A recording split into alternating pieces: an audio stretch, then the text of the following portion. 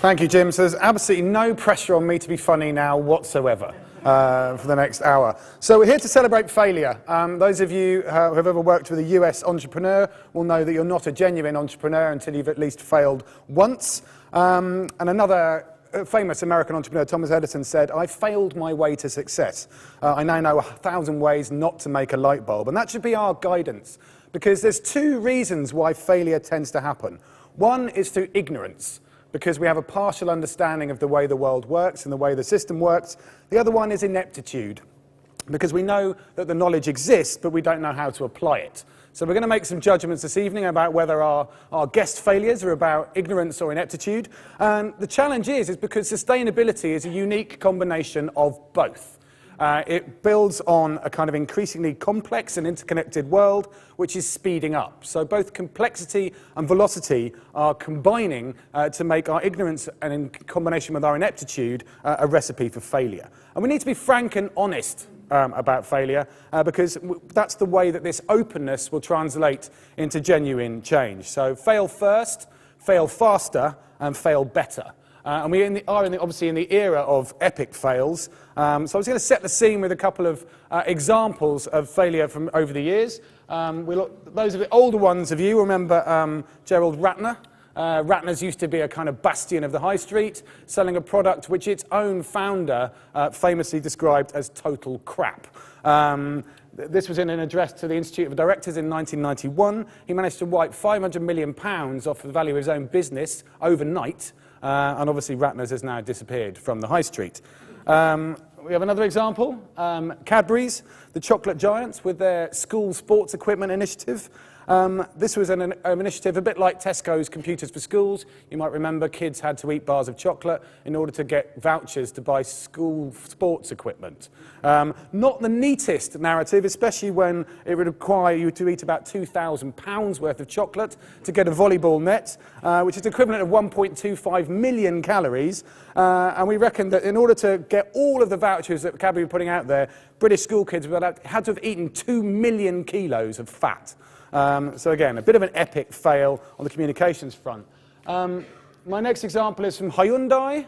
You might have seen this. Wonderful car, hydrogen fuel cell powered car with 0 emissions. So they decided to tastefully promote this with an example of a man trying to commit suicide by putting the hose pipe of the car into his window. Needless to say, this caused a slight furore on social media. And that's actually where the fun is really happening these days, in the context of social media, which is the 21st century way of failing spectacularly.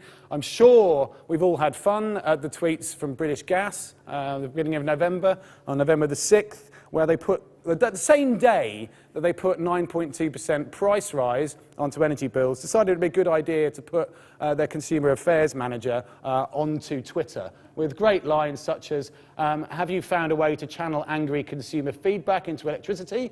And do the British Gas Board prefer to bathe in £20 or £50 notes? Just 1 week later, JP Morgan thought it would also be a good idea to go onto social media. They put Jimmy Lee, their vice chairman, online. I don't know who thought this was going to be a great idea, and what could possibly go wrong. So we have quotes such as, "Are you really reptilian aliens in human skin? Is it true you actually weigh less without a soul? And my personal favourite, how are you planning to spend the savings made from firing your social media team?" And also politics, you know, is not immune. Anyone who saw our good mayor's lovely retro Thatcherite thinking of last week when he recapitulated that idea that greed is good.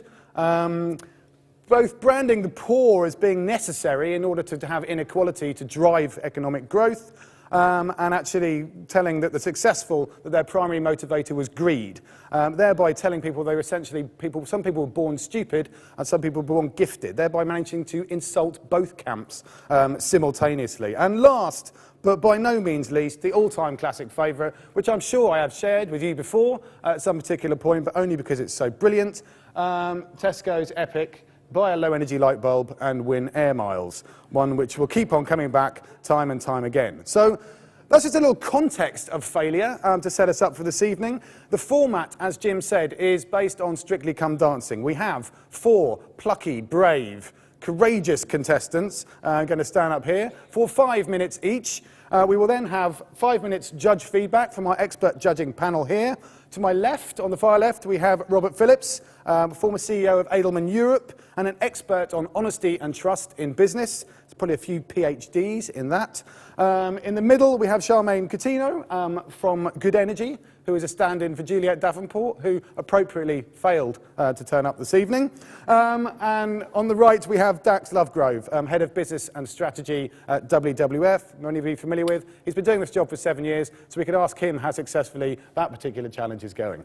But we're also going to have Jimmy, as I say, tweeting on the hashtag crowdforum, and then we're going to have a rating of each contestant on a scale of 1 to 10 based on their attitude to failure. The judges' decisions will be entirely non-binding on the audience, and after we've heard from all 4 of the contestants, we'll then bring them back up on stage and we will vote with the loudest cheer for the one who has the best attitude to failure.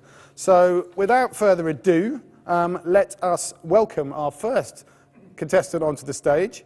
I'm going to lead off with a quote for you, Trewin. If you're not failing every now and again, it's a sign you're not doing anything very innovative.